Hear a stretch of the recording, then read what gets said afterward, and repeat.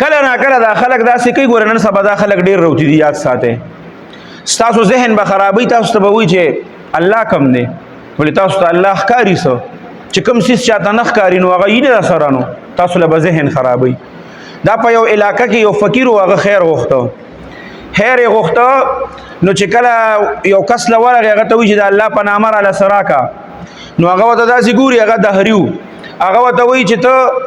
ټیک د پیسې بدله زه درکړم خو ته مانه دا پیسې د داسې چا په نوم باندې غواړې چې هغه د سره شته نه نو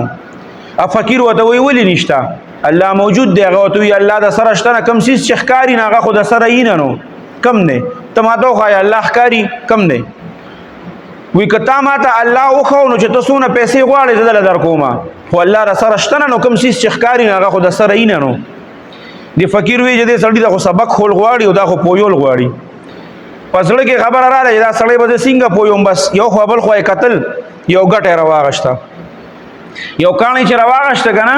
او داسې ورخطا کړه او د هغه سړي دا سر یې پې وویشته په لکه یې وویشته نو هغې ډېر زیات انتهایي درد شروع کړو دا فقیر یې د لاس نه ونیو په غوسه کې او سیده لاړه د قاضي دربار ته د قاضي دربار ته چې لاړه نو قاضي وایي څه مسله ده هغه دهري ورته وایي چې ګوره زه په لاره کې روان وم او د ما پسې کاڼی راواغسته په بازار کې او زما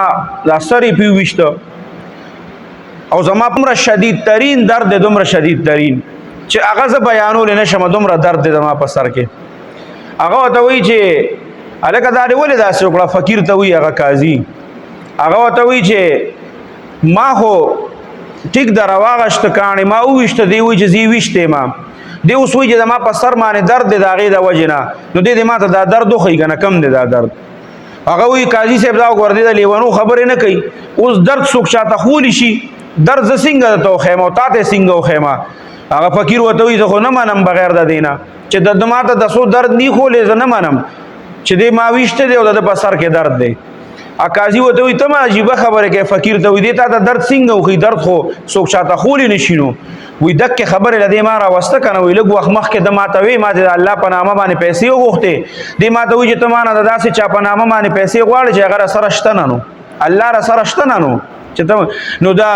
د ما ته وایي چې کوم څیز ښکاري نه نو هغه د سره یي نه نو کوم دی دا درد ښکاري نه نو دا درد د سره نشته مونږ یې منو نه چې دا خبره یې وکړه نو هغه په خپله خبره خو پوه شو چې ما کومه خبره کړې نو قاضي م ورته وایي چې تا داسې خبره کړې وه وایي او چې داسې خبره خو ما کړې وایي ځه بس چې ته کوم څیز ثابتولی نه شي ښکاري درته نه نو هغې خو رسره څه سزا نشته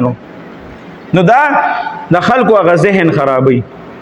دې سره د خلکو هغه ذهن خراب شي دې په موږ مسلمانانو باندې رنگ په رنگ چې دی نو رنگ په رنگ خپلې هغه حربې استعمالوي چې زموږ د مسلمانانو ذهن خراب شي زموږ د مسلمانانو ایمانونه هغه خراب شي